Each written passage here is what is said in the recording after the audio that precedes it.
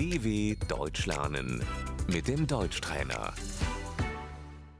Listen and repeat. Disease, Die Krankheit.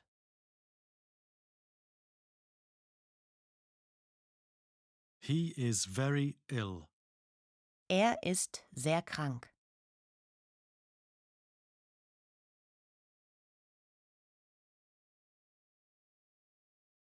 Get well soon. Gute Besserung.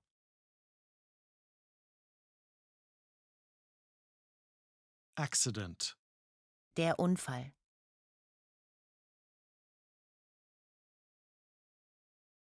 death, Der Tod. he died. Er ist gestorben.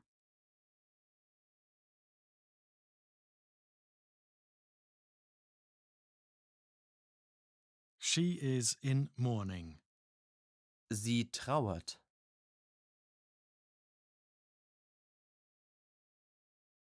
Funeral, Die Beerdigung.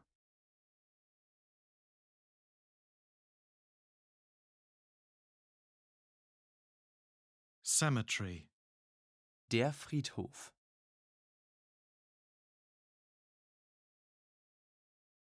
widow, Die Witwe. orphan, Die Waise.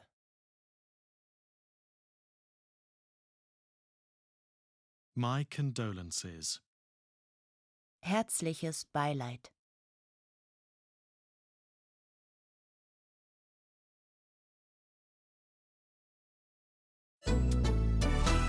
dw.com/Deutschtrainer